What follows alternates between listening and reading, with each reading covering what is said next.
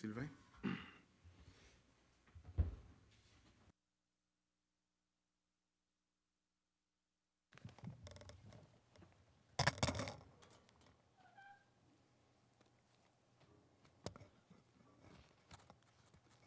Un petit 20 secondes pour m'organiser.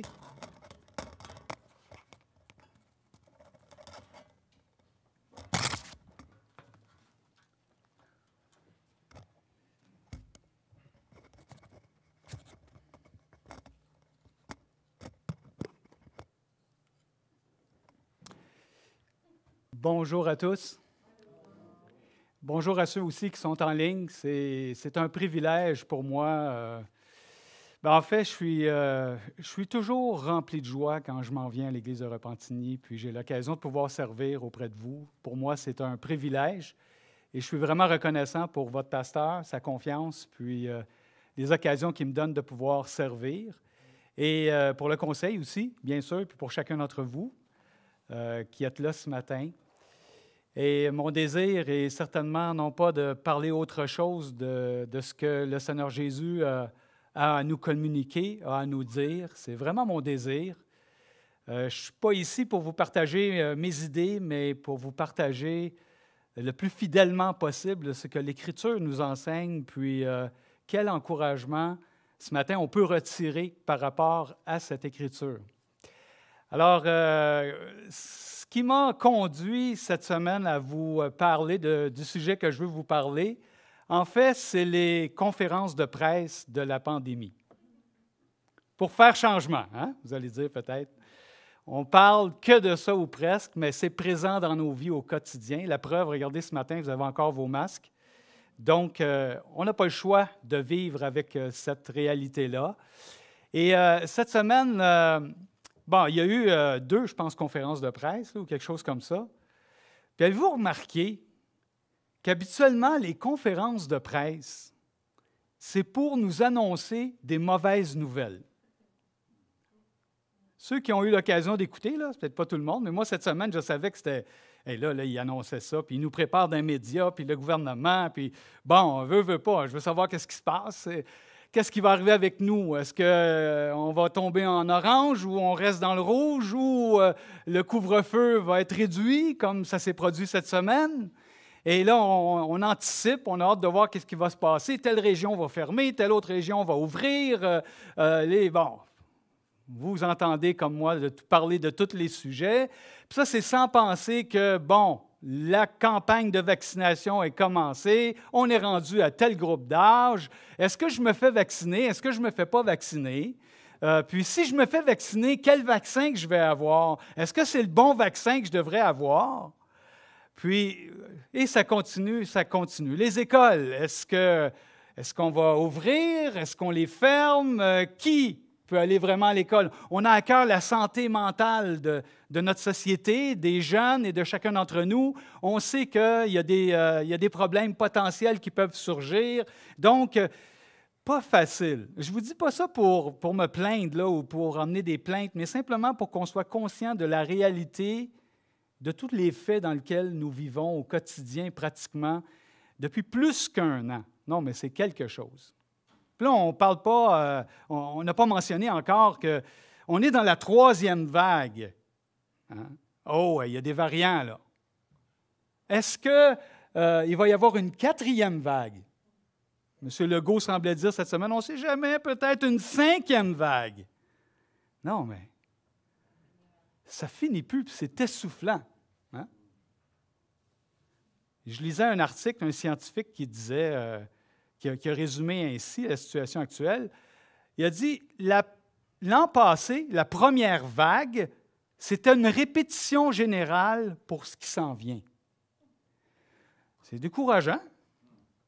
Alors, regardant tout ça, pensant à tout ça, ce que le Seigneur a mis sur mon cœur, en tout cas, puis j'espère que ça va devenir un sujet d'encouragement pour vous, c'est pourquoi pas parler des encouragements que le Seigneur a donnés à ses disciples dans ce qui est probablement le moment le plus difficile qu'ont vécu les apôtres dans la présence de Jésus, quand Jésus était présent avec eux sur la terre. Ce qui était le plus probablement la période la plus difficile qui nous est racontée, en tout cas dans l'Écriture. Après, bien, on n'a pas l'histoire, mais du temps que Jésus a été avec les apôtres,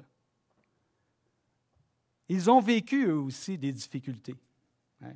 Eux aussi, ils en ont eu des mauvaises nouvelles. Nous, on est dans une période où on a des mauvaises nouvelles. Mais eux aussi en ont connu des mauvaises nouvelles, même du temps que le Seigneur était là. Alors, qu'est-ce que le Seigneur aurait bien à nous dire? Qu'est-ce qu'il a à nous dire dans des circonstances où c'est plus corsé, plus difficile, où on est dans des mauvaises nouvelles? Bien, il y a des bonnes nouvelles, je ne veux pas être négatif, là, mais soyons réalistes là, quand même.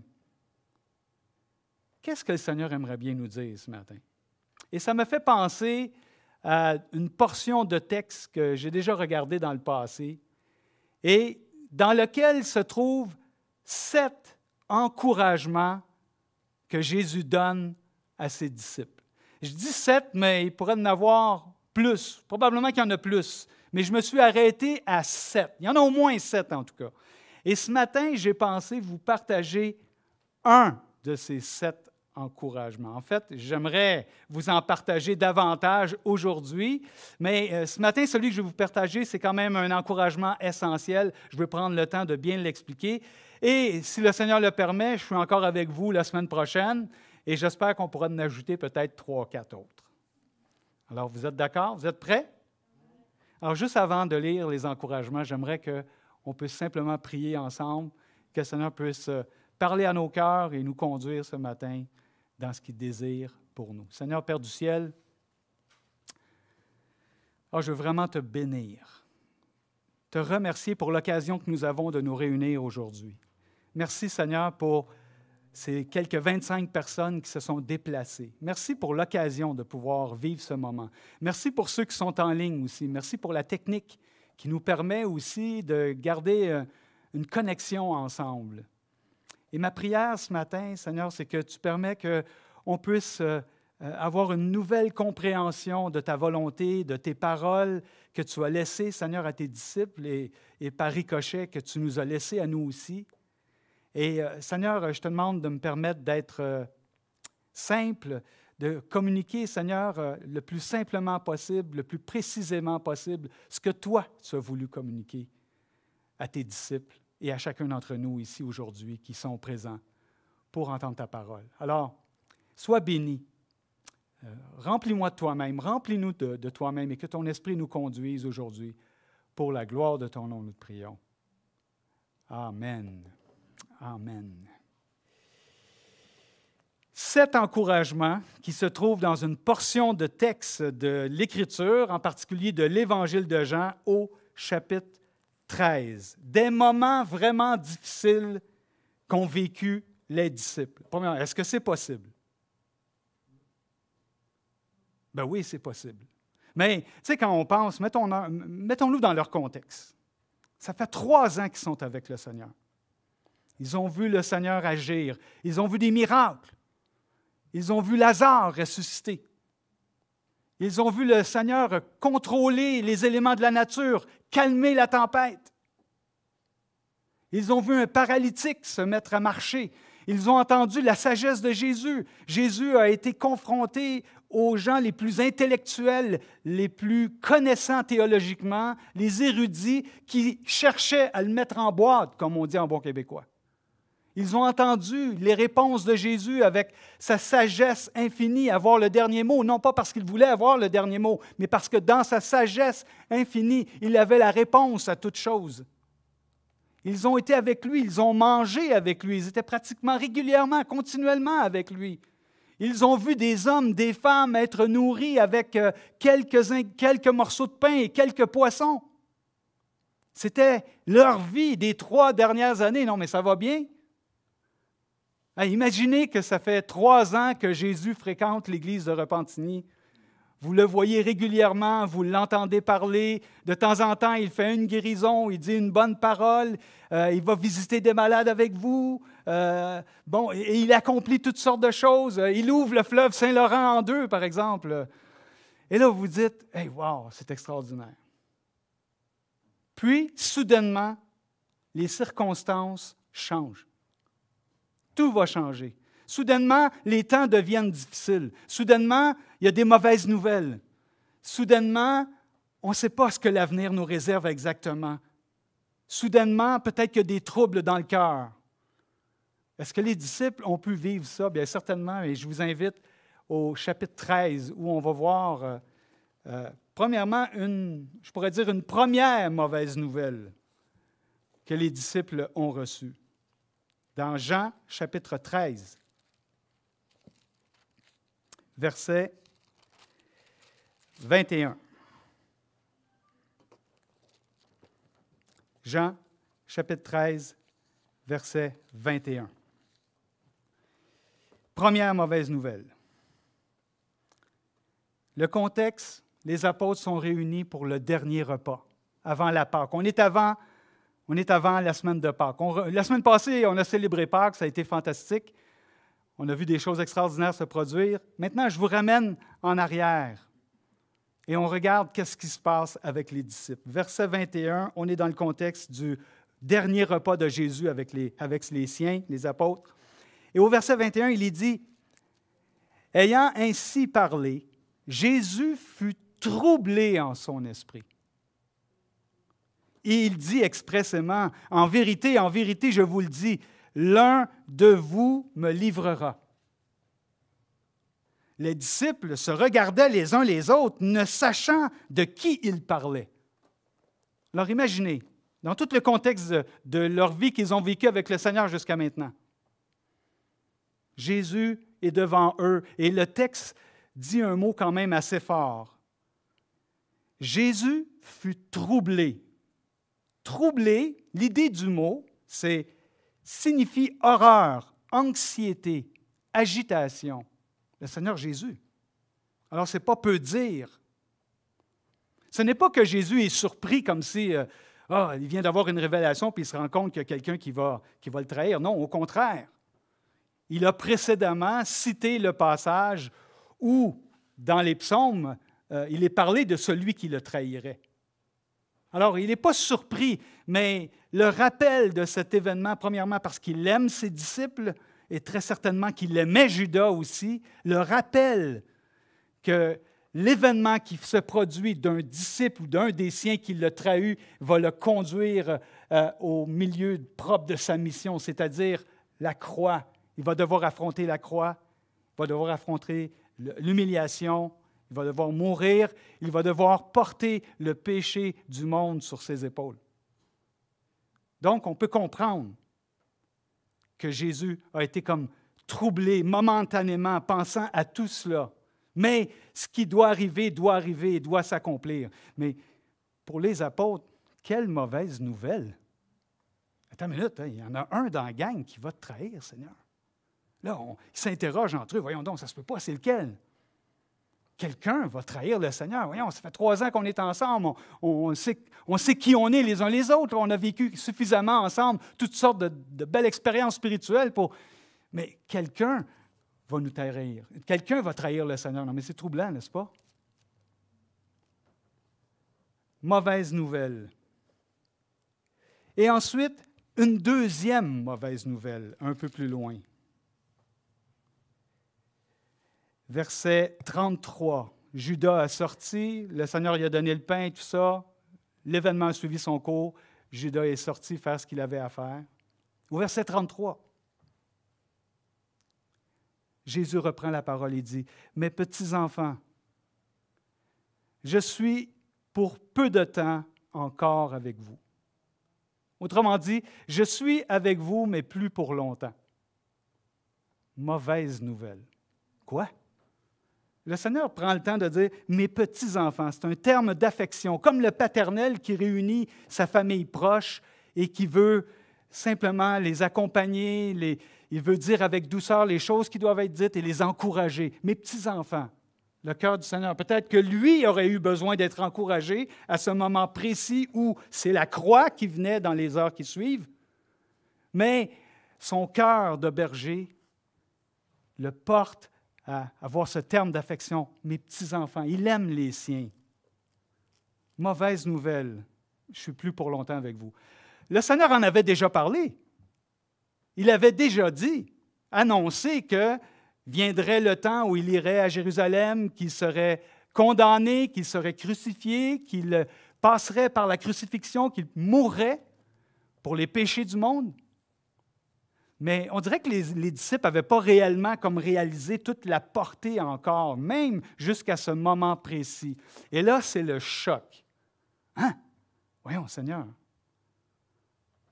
tu t'en vas. Ouais, tu vas nous quitter. Tu n'es plus pour longtemps avec nous. Voyons. Et là, on voit par la suite que Pierre, lui-même, non, je suis allé trop vite. Excusez-moi. Il dit, je ne suis plus avec vous, mais pour longtemps. Le choc du départ pour eux. En fait, aucun disciple ne voulait voir partir son maître. Ah oui, c'est ce que je voulais dire de Pierre. Quand Pierre a appris dans l'Évangile de Matthieu que Jésus était pour aller à Jérusalem et être crucifié, Pierre a pris le Seigneur à part et il a dit, « Hey Seigneur, même si ça ne plaît pas à Dieu, ça ne t'arrivera pas. » Difficile d'accepter, n'est-ce pas, que le Seigneur va partir. La vie va changer. Là, ça ne sera plus jamais comme ils ont connu. On dirait qu'ils sont en train là, d'échapper quelque chose qu'ils ont vécu pendant 3 ans avec le Seigneur. Mais le Seigneur n'avait pas le choix. Il était rendu là dans sa mission. En fait, il devait passer par la croix pour qu'il puisse avoir les bénédictions, le pardon et la grâce promise pour les péchés de tous ceux qui mettraient leur confiance en lui.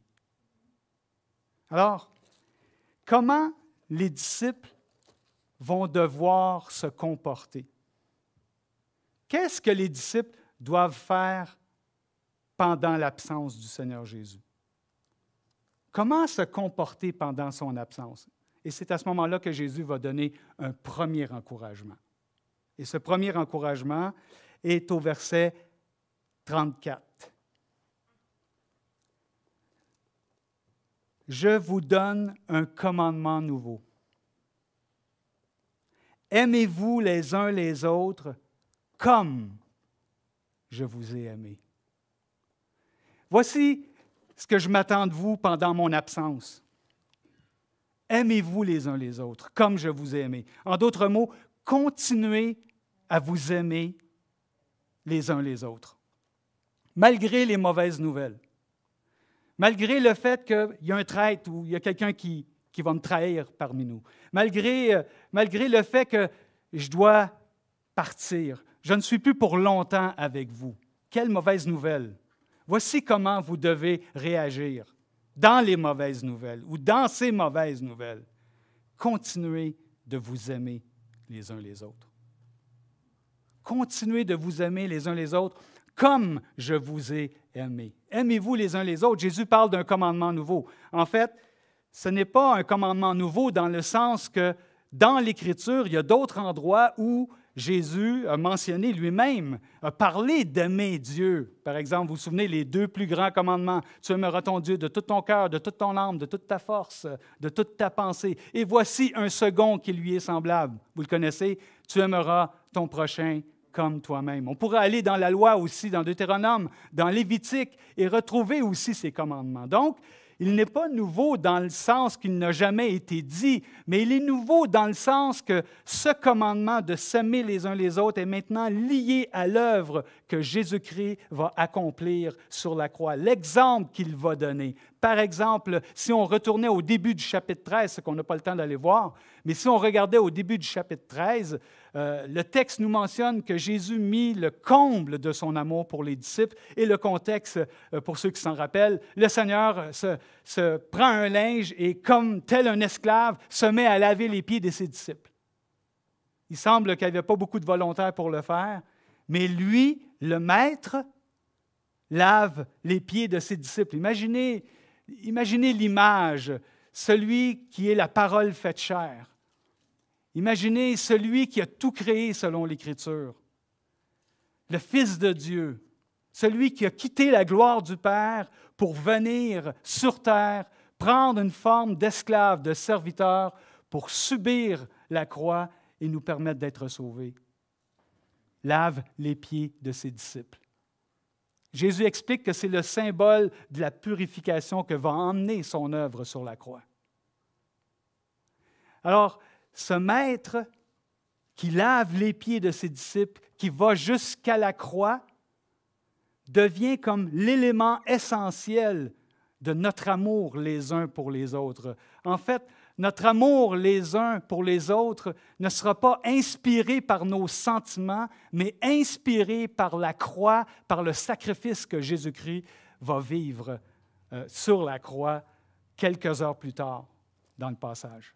Donc, Jésus dit, « Aimez-vous les uns les autres. Je vous donne un commandement nouveau. » Le symbole de son geste préfigure le sacrifice de la croix dans Jean 13.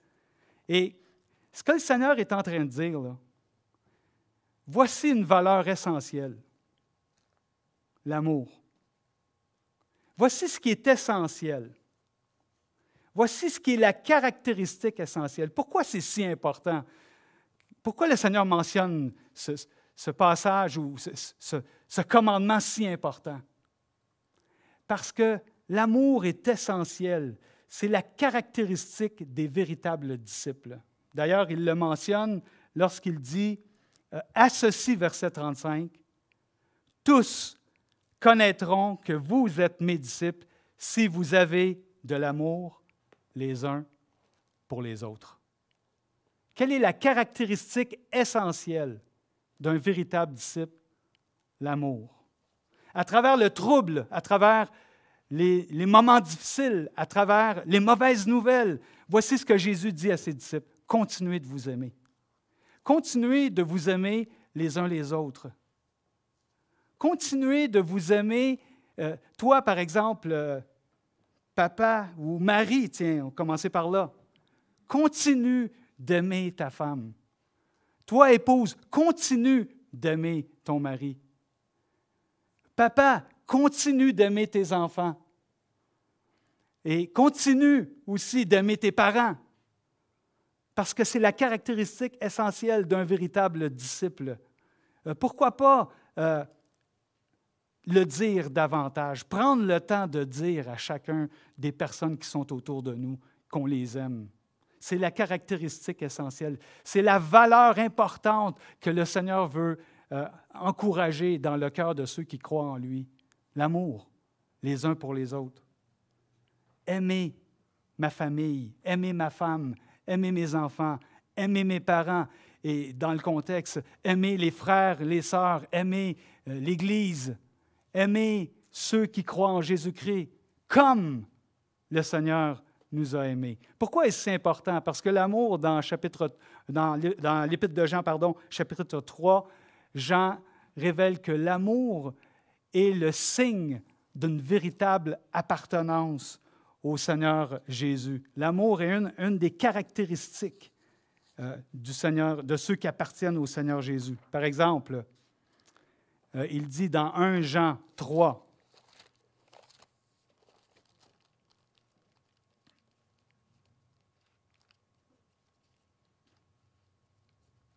j'arrive, ce ne sera pas long. 1 Jean 3, il dit, « Nous savons que nous sommes passés de la mort à la vie parce que nous aimons les frères. Celui qui n'aime pas demeure dans la mort. Quiconque est son frère est un meurtrier. Et vous savez qu'aucun meurtrier n'a la vie éternelle demeurant en lui. » L'amour est une caractéristique ou est un des signes d'une véritable conversion au Seigneur. Alors, c'est pour ça que c'est tellement important pour le Seigneur que chacun d'entre nous, on puisse développer, être conscient de l'importance d'aimer. Juste pour vous encourager. En fait, l'amour devrait être une de nos valeurs, sinon la valeur essentielle de nos vies. On a besoin de s'arrêter puis de regarder quelles sont nos valeurs véritablement. Puis c'est en fonction de nos valeurs que dans la vie, on fait des choix où on décide d'agir d'une telle manière ou d'une autre façon. Mais un des exemples que j'ai trouvé, que je trouve vraiment intéressant, je ne sais pas si vous l'avez déjà regardé ou déjà vu, c'est un livre qui a été écrit en 1989 par Stephen Covey. Et ce livre s'intitule, c'est un best-seller, le livre s'intitule « Les 7 habitudes de ceux qui réalisent tout ce qu'ils entreprennent ». Et la question que M. Covey pose comme scénario pour nous aider à trouver quelles sont nos véritables valeurs est celle-ci. Qu'est-ce que tu aimerais que l'on dise de toi à tes funérailles, par exemple? C'est sûr que tu ne seras pas là, mais qu'est-ce que tu aimerais qu'on dise de toi? L'idée, c'est simplement de nous aider à réfléchir sur quelles sont les choses importantes, quelles sont nos valeurs importantes. Et il ajoute ceci, et je le cite. « Réfléchis bien. Que voudrais-tu que chacune d'entre elles, les personnes présentes à ton enterrement, disent de toi? Quelle sorte d'époux, d'épouse, de père ou de mère souhaiterais-tu que reflètent leurs mots? Quel fils, fille ou cousin, cousine, quel genre d'amis, quel collègue de travail, quel genre de collègue de travail, quel caractère aimerais-tu qu'ils aient trouvé en toi? » Ça fait réfléchir. L'idée, c'est de cibler nos valeurs. Quelles sont les choses qu'on considère comme étant les plus importantes? Bien sûr, on peut l'appliquer à toutes sortes de choses, mais pour un véritable disciple, quelle est la valeur essentielle à travers ce commandement que le Seigneur donne à ses disciples dans un moment critique, dans un moment où c'est difficile, dans un moment où il y a des mauvaises nouvelles? C'est continuer de vous aimer. Continue d'aimer les autres, à l'exemple que je t'ai donné. Continuons de manifester l'amour. C'est intéressant de voir que lorsque les disciples ont demandé au Seigneur Jésus, « Seigneur, quel est le signe de l'avènement de la fin du monde? » Les disciples voulaient savoir, c'est quoi les signes de la fin du monde? Et le Seigneur a commencé à parler, il va y avoir ci, il va y avoir ça, les bruits de guerre. Là, il énumère quelques circonstances ou quelques événements qu'on va reconnaître. Mais une des choses qu'il dit à la toute fin, c'est « Parce que le mal va s'être accru, l'amour du plus grand nombre va se refroidir. » Le mot « refroidir », l'idée, c'est déclin. L'amour va décliner. L'amour sera en déclin. Ça, c'est une des caractéristiques. Maintenant, je ne dis pas qu'on est à la fin du monde, présentement. Mais c'est une indication, pour moi, ça m'allume. Si un des signes, c'est que l'amour va se refroidir, pourquoi pas aimer davantage? Aimer les autres. En fait, le Seigneur a laissé ce commandement à son Église. L'Église est appelée à être l'élite de la société, on pourrait dire, considérant l'amour.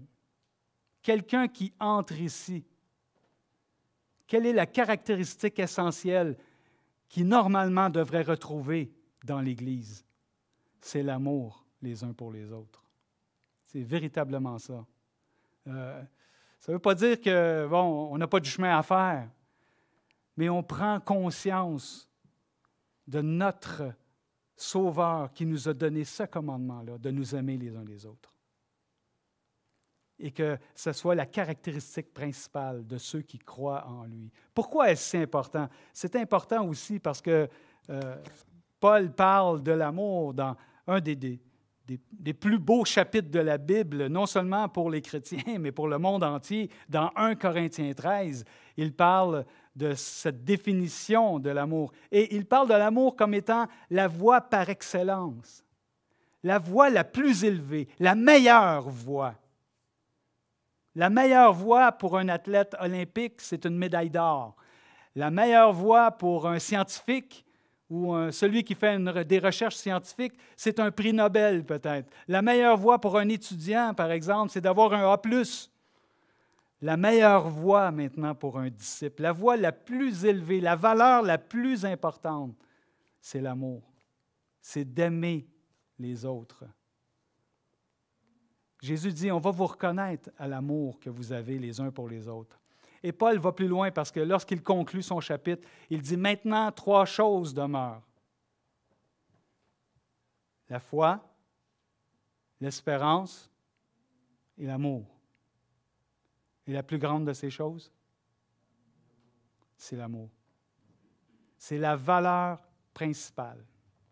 Alors, je serais porté à te dire, imagine que tu fais ta liste de tes mauvaises nouvelles de la dernière semaine, peut-être du dernier 6 mois, peut-être de la dernière année. Peut-être que nos listes seraient probablement différentes. On n'a pas tous les mêmes choses, mais chacun avons nos défis, chacun avons nos moments difficiles. Puis la pandémie s'est ajoutée par-dessus tout ça, n'est-ce pas? Qu'est-ce que le Seigneur aurait à nous dire pendant son absence? En fait, quand Jésus a dit « Aimez-vous les uns les autres comme je vous ai aimé », bien sûr, le contexte immédiat était pour les apôtres qui en avaient besoin. Mais le Seigneur avait en perspective aussi tous ceux qui viendraient par la suite et qui donneraient leur vie au Seigneur ou qui croiraient à leurs paroles et qui, eux aussi, auraient à recevoir ces paroles. Anticipation du Seigneur Jésus par un commandement qui va être lu jusqu'à son prochain retour.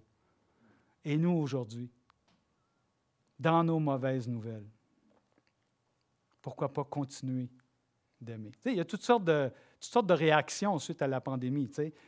Il y en a qui disent on prie pour que la pandémie se termine. Il y en a d'autres qui vont dire je suis en train de vivre un réveil spirituel à cause de la pandémie. Tu sais. D'autres sont plutôt indifférents. Il y en a peut-être qui disent moi, j'aime ça la pandémie, ça me permet de rester chez nous. Je ne suis pas obligé de sortir, puis j'aime pas sortir de la maison.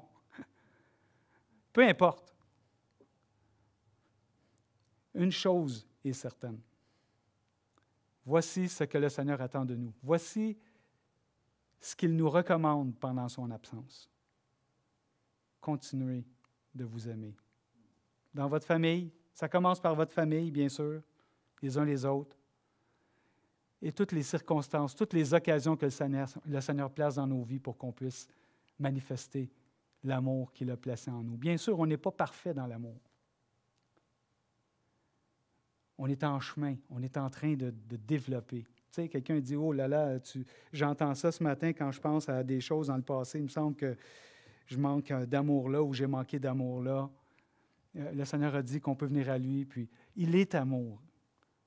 Et il a dit « Mes petits-enfants ». Ce matin, il dit la même chose. « Mes petits-enfants, je vous aime, continuez de vous aimer. » Et si quelqu'un a quelque chose ou un péché, l'apôtre Jean a écrit qu'il est fidèle et juste pour nous pardonner, pour nous purifier.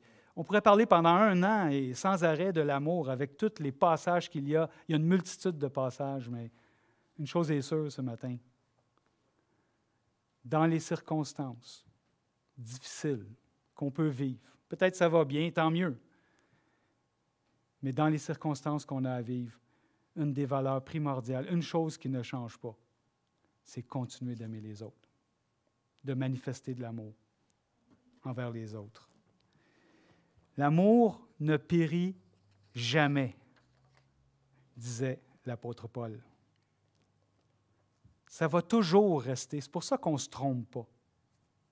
Si tu identifies dans ton échelle de valeur l'amour comme étant la chose ou une des choses les plus importantes, ce matin, c'est un encouragement que le Seigneur te fait. Donc, si je veux conclure, 3 rappels du Nouveau Testament concernant l'amour. Premièrement, dans 1 Corinthiens 12, Paul dit « recherchez l'amour ». Est-ce que c'est important, s'aimer les uns les autres? Certainement. Il y a tellement d'emphase dans l'Écriture concernant s'aimer les uns les autres. Rechercher l'amour. L'idée du texte rechercher, c'est vouloir fermement acquérir. 1 Corinthiens 13, la plus grande de ces choses, c'est l'amour, dit Paul. Est-ce que c'est important? C'est l'amour. Mais Paul va plus loin aussi en écrivant aux Thessaloniciens et dans Philippiens aussi. Dans 1 Thessaloniciens 3,12, il prie que l'amour augmente. Est-ce qu'il y a une fin en soi? Il n'y aura jamais de fin en soi. On est en train de grandir en amour avec le Seigneur. Et Paul prie pour les Thessaloniciens, et il prie que leur amour les uns envers les autres puisse augmenter. Wow! Imaginez que l'Église de Repentigny, chaque personne qui sont ici ce matin, peut-être ceux qui nous écoutent en ligne, décide de prendre cette prière et de prier pour que l'amour augmente au milieu de nous, selon nos valeurs les plus profondes, les plus importantes, et selon ce que le Seigneur Jésus a laissé en héritage, comme première parole d'encouragement dans le contexte du repas avec ses disciples. Aimez-vous les uns les autres comme je vous ai aimé. Que l'amour augmente. Paul fait la même prière pour les Philippiens. Que l'amour augmente en connaissance, dit-il. Plus nous allons comprendre la croix, plus nous allons comprendre ce que Jésus a accompli sur la croix, plus nous allons apprendre à aimer comme Christ nous a aimés. Billy Graham a dit, plus les hommes se rapprocheront de Christ et de la croix, plus ils se rapprocheront les uns des autres. Et aussi, Mère Teresa, vous connaissez, vous en avez déjà entendu parler. On a demandé à Mère Teresa, à un moment donné, de son vivant, bien sûr, qu'est-ce qu'on devrait faire pour avoir la paix dans le monde? Elle a répondu, rentrez chez vous et aimez votre famille. Et elle a aussi dit, il n'y a pas de plus grande pauvreté que le manque d'amour. Que le Seigneur nous conduise. Que ce matin, vous puissiez prendre la parole que le Seigneur a laissée comme encouragement dans un moment difficile pour ses disciples. Bon, je l'ai dit plusieurs fois, continuez de vous aimer les uns les autres. C'est la meilleure valeur, c'est la meilleure chose, celle qui ne périra jamais. On va continuer dans l'éternité, une fois que le Seigneur va être revenu. Qu'est-ce qui va être au centre des relations de tout le monde, sinon son amour pour nous? Amen. J'aimerais prier pour conclure.